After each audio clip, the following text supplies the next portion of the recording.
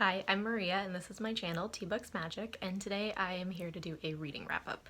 Now, technically it's a reading wrap-up for the month of September and the Magical Readathon, but I really didn't want to be kind of constrained by having to do monthly wrap-ups each month and by a specific date. I don't want to have the feeling of like I'm running behind or I'm not meeting it, so I'm going to do reading wrap-ups. They may be monthly, they may be when I've read a certain amount of books. I'll just kind of do them as the mood strikes me and as timing allows. So I had a really great reading month and really enjoyed all of the books that I read, so I'm excited to talk about them in more depth today. The first book that I read is The Black Coast by Mike Brooks. This is the first book in the God King Chronicles, and it came out this year, I believe, and the sequel just came out a month or so ago as well. I'm really loving this new series. This I read for the Tower of Rumination in Magical Readathon prompts, which is a 5-star prediction, and this did become a 5-star read for me, so I absolutely loved it. The reason that I predicted it would be 5 stars is because of the premise. So the premise follows this town of Black Keep where the citizens have always been kind of at war or terrorized by this war clan called the Chiakorsha, who periodically will come to their land, pillage their towns, kill their people,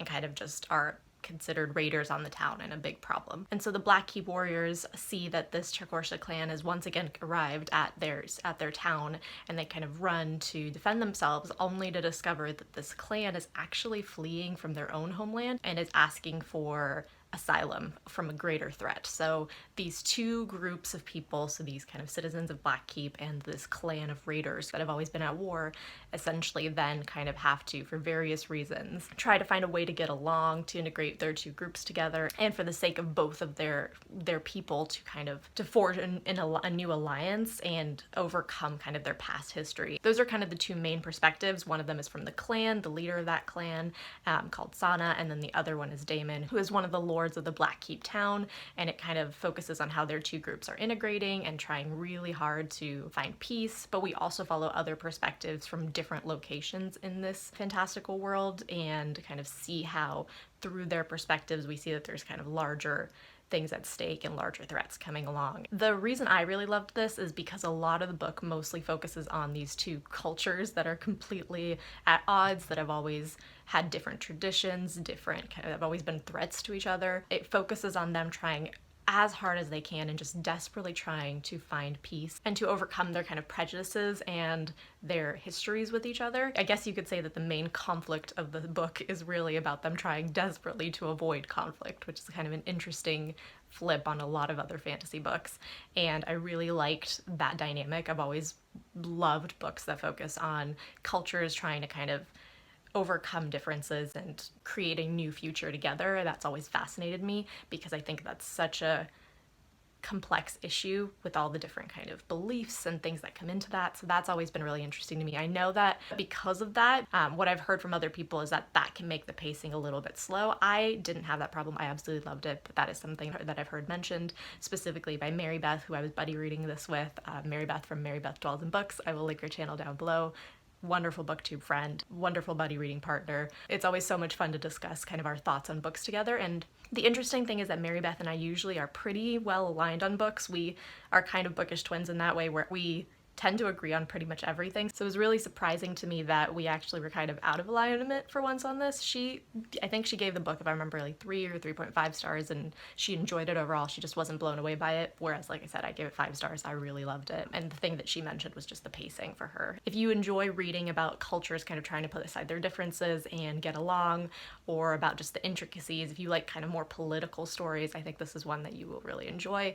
If you like more fast-paced stories, then just go into this one knowing that it's a little bit slower paced. The other thing I wanted to mention is that this book does have dragons in it, which I always love, so that's a really fun part of the storyline. It also has great representation because it has a POV and a culture where your pronouns are not assumed by the way you look. You have to identify yourself through language via a certain pronoun, and so that was really interesting. It was a little hard to follow. I think it could have been explained a little bit better, but it was a really interesting concept, and I really like that the author is kind of touching on that, and we'll expand on that. And then we also have LGBTQ plus issues that are discussed between the two clans and their different beliefs on that and kind of resolved. We have a character that's not one of the main POVs in this book, but will be in later books, that is gay, so there is great representation as far as that goes. So overall, like I said, I really enjoyed this book. I'm excited to continue on to the sequel. I didn't get around to the Splinter King in September, but I am buddy reading it again with Mary Beth this month, so I'm excited to kind of find out where the story goes. The other thing I wanted to mention was that the ending tied things up a little bit too neatly. I do think that there was a little bit of convenience with the way that the plot kind of ended in the first book, so I'm excited to see how that will unravel going into the second book, because I'm sure that it can't really leave it at that perfect place. And the next book that I read in September was Wings of Shadow by Nikki Palpretto. This is the third book in the Crown of Feathers trilogy, which is, the first book is Crown of Feathers. And this is a YA fantasy series that's set in a world that used to be ruled by phoenix riders until two sisters kind of have a great big showdown, and that ends the reign of the Phoenix Riders. They go into hiding, and now the Empire is just run by humans, and Phoenix Riders are pretty much exiled. And we follow two other sisters, Veronica and her sister Val, who dream of becoming Phoenix Riders as well, so they kind of are trying to find these Phoenix Riders that are in exile and join them. The relationship between the two sisters throughout the trilogy is very complex and isn't the easiest relationship, which is something that's explored a lot and very interesting to follow. And there is also a kind of Mulan trope in the first book where Veronica kind of has to go undercover as a boy in order to join the Phoenix Riders. We follow other perspectives as well. I'm not going to go into too much depth on them just to not spoil anything. This book was a little bit of a letdown to me, not in a bad way. I gave it 3.5 stars still, so I still enjoyed it. I just didn't enjoy it as much as the first two books. I gave the first book, Crown of Feathers, 4 stars, and the second book, Heart of Flames, 5 stars. I loved them. I really enjoyed my reading experience with them. This one, I think it just suffered from the amount of time that I had to wait between the second and the third book, which is just because the third book hadn't been released yet. I think because there was that gap of time, I wasn't as invested in the characters as I had been when I was initially reading it. I think this would have been a good one for me to binge all the way through and kind of ride that high of being in that world and with those characters.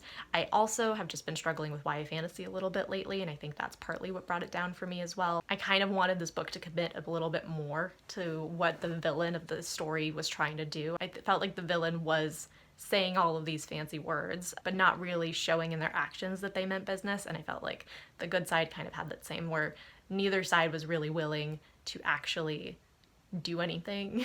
So I wanted it to kind of go further. I wanted it to commit a little bit more, and I didn't quite get that. But I will say that one of the perspectives in this third book, Sev, who I'd enjoyed his perspectives throughout the series, but I really fell in love with him in this story. Tristan has always been my favorite POV of this series, but I really fell in love with Sev and his kind of emotional journey. So if you've read this series, the way that Sev's arc, the path it kind of takes, I thought was really well done and a really emotional journey. And I would still recommend this series overall. I think it's a really strong YA fantasy series, and I think that the themes it explores are quite unique and interesting. One of the other things that I really like about it is that it kind of intersperses different histories and snippets of kind of historical documents or quotes from previous historical figures, and it kind of weaves that into the story, and you start putting together throughout the book kind of what that separate kind of storyline is, where it's going. And I thought that was really interesting and well done in all the books, especially the second and third book. This book also has rep with the characters of Sev and Cade. I believe Sev identifies as gay, and they are a really lovely relationship to follow throughout the series, so that rep is in there as well, and I really enjoyed that and their storyline, especially like I said in this third book. The way Sev's arc, the kind of the direction it took, I thought was really well done. And just in general, the romance in this series is very good. I feel like they're very healthy relationships, very mature, very communicative, and I really like what Nikki Palpretto did with that. I originally intended this book to be my background prompt for the Magical Readathon, and I thought that it would be set more in a town or city than it actually was, based on kind of how I thought things would go down. It was not at all set in a town or city, and I could have used it for forest prompt, but I wanted to be urban, so instead I chose to use it for the novice entrance, which is read a book with a map in it. And we have a map So with this book, I completed the Aurelium Academy Challenge, or the Novice Path for the Magical Readathon, and I made it to Aurelium Academy. And then I could kind of continue to use other books and prompts for building my character background. So this completed the Aurelium Path for me. Then I kind of deviated off of my TBR, and instead of picking up something from there, I actually was just really in the mood to read Jade War by Fonda Lee. So that is what I did. And this is the second book in the Greenbone saga, the first book of which is Jade City. So the first book in this series, Jade City, is set in the island of Kikan, which is the only place in this magical world where magical jade can be found. And the people of the island of Kikan are the only ones who kind of through their bloodline and through rigorous training are able to use and harness the power of this magical jade, and it gives them different magical powers. People who are not of the right bloodlines or who have not trained to handle jade can't use jade without kind of going mad from it. It's called jade sickness. So this really gives this island and the people of this island a distinct advantage in the world stage. It's also a city that's kind of ruled by mob families. There's kind of two main clans that have power and influence in the main city of the island, and tensions are stirring between these two clans. So in Jade City, we kind of are dropped into the middle of all this tension and a clan war that's really kind of looming as a threat. Now, I'm honestly shocked by how much I loved this book. Not because it's a bad book, but because of my kind of history with it. Jade City last year was actually my biggest disappointment. I still gave it 3 stars and it was a good book, but because I went into it with such high expectations and it just didn't connect with me the way that everyone else seems to say that it does with them. And that's kind of for 2 different reasons. The first is that I went into it right after finishing Empire of Gold, or the last book of the Daevabad trilogy, and I went into it kind of wanting it to give me what the Daevabad trilogy had given me. And I think that that's always just a setup for disaster. You can't really go into a new series expecting it to be like one of your favorite series, no matter how much the comparisons of the different themes and plots are. I just think that that's always going to kind of set you up for failure, unfortunately. So I do think it suffered from my kind of unfairly high expectations going into Jade City. But the second reason that I didn't love Jade City as much as I wanted to, and why it was so disappointing to me, and I will stand by this reason, is that I didn't connect with it. I didn't really connect with the characters. I felt like the setup of the characters and the dynamics between them were really interesting, but then it was not really taken anywhere. It was just set up and then left there for us, if that makes sense. At the heart of the story, we follow kind of a complicated family and their different relationships with each other and their different members. So it's brothers, sisters, cousins, we follow all of them and kind of the complexities of that. And like I said, I think it set it up really well in book 1, where they all had really great complicated relationships with each other, but we never got to see them communicate or approach each other about problems they had with each other or work through those dynamics, in my opinion. We just got the original setup and then we never really saw those relationships develop. So I just didn't connect to them as much. I also, in the first book, I expected it to be more political. I thought that there would be a slower build to the tensions escalating between these two clans, and it was faster than I would have liked. And it was more action-based of a plot than I would have liked. I wanted it to be more political. The author Fonda Lee is really great at writing combat. I believe that she has some combat training herself, so that really plays out, but that just wasn't kind of the plot that I was looking for. So I think I just went to it with certain expectations and it didn't deliver. But we're not here to talk about that. We're here to talk about how much I loved Jade War. This was a 5-star read for me, but not only a 5-star read, this is like going in my top favorite series of all time. Favorite. This has elevated the series to that level. And I am stingy about my top favorite book series. I have loved many series, but a lot of times a series I love it, but it doesn't quite make it into that top favorite. So this really blew me out of the water. This had everything that I wanted Jade City to have, and I think that the gap of time I took between the first book and this book also helped. I picked up Jade War originally right after I finished Jade City, just kind of because I was intrigued enough to continue on, and I was just like, maybe, okay, let's try the continuation, and I picked it up, and I was annoyed at every page, at every character, and I put it down after a couple of chapters, which was the right decision, because when I picked this up, I did not put it down. I was obsessed the entire way through. There was not a slow moment in this book, but the pacing is entirely different from book 1. This is a much more politically driven story. We expand beyond the island of Kikan, and we see how Jade, kind of the role it plays in this bigger world stage. We see how it affects other countries that don't have access to it or that are trying to get access to it. We see how it's sold on the black market and smuggled and kind of all the ramifications of that. We see the different kind of political maneuvering that different nations will take with each other and the role that Jade plays in that and the characters play in that. It's fascinating. I love the the widening of this story and kind of the larger scale that it takes in book 2. I love how political it got without ever being boring. It still had really great fast pacing in my opinion. And I also thought that the characters who I didn't connect with in book 1 were much better done in this one. I thought that there were a lot more character beats and a lot more relationship exploring.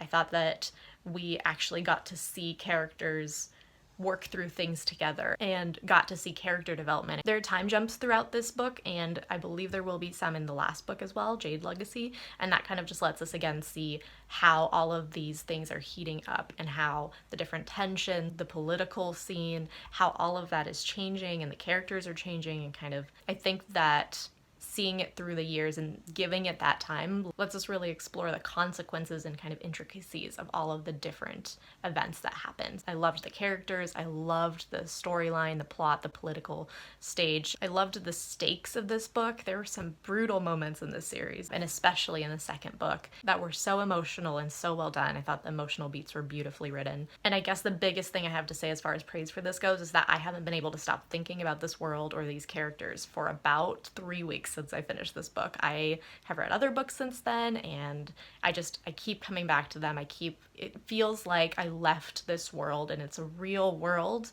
and I feel like I was in a daze. I transported to somewhere so real and so believable and so vivid that now I'm kind of experiencing almost disconnection or vertigo in my own world. The world building in this is just so incredibly done. And ironically, I, in my mind, do kind of compare this to the Daevabad trilogy now and I see where those comparisons came from, because that world also was so vivid and left me with that same kind of world book hangover that this book did. It just, you leave it and you feel like you've left a real place. Like I said, this was absolutely incredible. Pretty much the only negative thing that I have to say is that I'm still not a fan of how Fondley writes romantic relationships. They still have that lack of emotional connection for me. I feel like I don't understand if a character loves another character until we're told explicitly that they do. I don't feel the emotion in the way that she writes the relationship, but that's pretty much just exclusively for romantic relationships. I definitely feel the emotion in scenes of a non-romantic nature. So that's pretty much my only negative. And like I said, I'm now full on obsessed with this. Can't stop thinking about this series.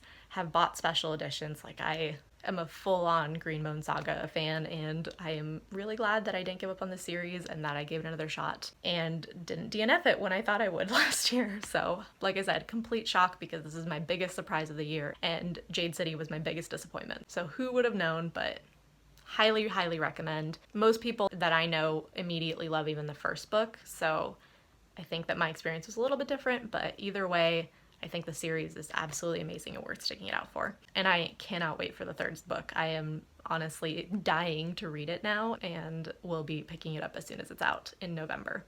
I almost forgot to mention, I ended up using this one actually for my background prompt. Instead of using Wings of Shadow as my urban prompt, this is a very urban set book. It is all about the urban setting that it is in, so this was a perfect choice, it felt like, for that, and I'm going to have an urban background for my character for the Magical Readathon. And the last book that I read in September was Shadow of the Gods by John Gwynne, and this was for the Patreon buddy read over at Cass from What Cass Read's channel. She has a Patreon and hosts a monthly buddy read that she just started, and this was the September book pick, and this was also my first John Gwynne book, so I have not yet read the Faithful and the Fallen series, but will definitely be picking that up. I really enjoyed this. I gave Shadow of the Gods 4 stars. I think it helps not to know too much going into this story, but essentially it's set in a Norse or Viking inspired world, and it's after a time when the gods of this world fought and essentially kind of drove themselves to extinction. The gods aren't really human gods, they're more like, if you would picture like giant animals, like a giant wolf or a giant snake, that's what the gods are. And the battle that they fought against each other and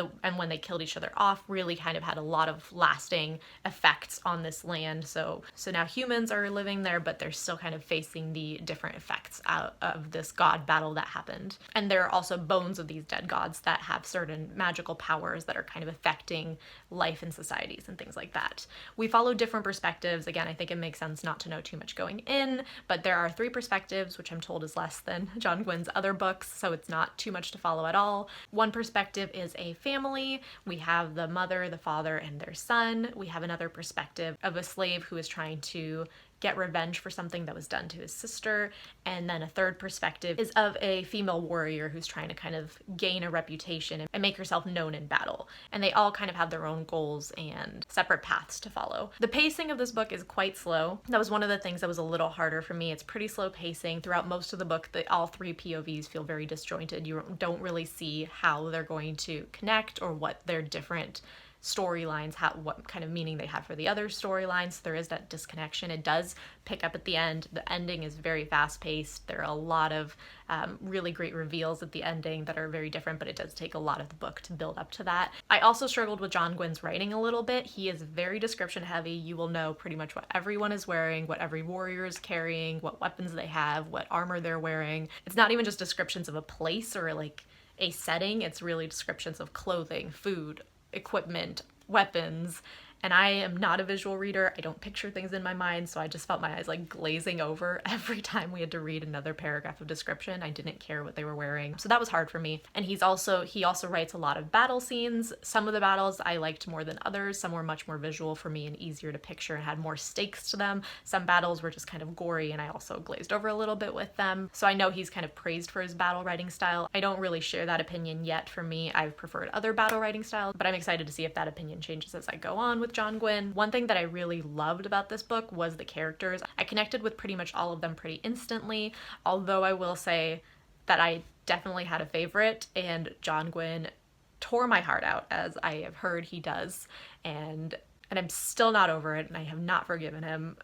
But that just speaks again of how well the characters were written and how emotionally connected to them I was. I found the world interesting. I think there's a lot to explore in there that we still don't know about, kind of how the magic works or the different roles that people play, and I thought that all the POVs were interesting, but I did have trouble differentiating two of them toward the end. They were both on a travel journey and had different goals, but I had a hard time kind of remembering which one was traveling where and what they were trying to accomplish. They felt a little bit similar to me. That was another thing of the pacing and the just narrative structure that was a little tougher for me, but overall, like I said, I really enjoyed this story. I really enjoyed discussing it with Cass and the other Patreons. I think this book is almost like a foundational setup book for the rest of the series, and I'm really excited to see where the story goes from here. And I will definitely be picking up more John Gwyn. This book is an adult fantasy, so it is pretty gory, and there are pretty graphic descriptions of violence and things like that, so just a warning for that. And also, it does feature a mother character, like I said, who is fierce and will defend her family to her last dying breath, and reminds me a lot of the sort of Kaigen mother figure that we have, and I really loved reading that perspective. I'm excited that we are getting more kind of mother characters in fantasy, and I hope that that trend continues. So those are all the books I read in September, or in this reading wrap-up that I'm doing today. Please let me know what you read in the last period of time, whether that was September or just the last few books that you read and what you loved or didn't love about them, or if you've read any of these that I talked about today. Thank you so much for watching, and I hope you have a lovely day.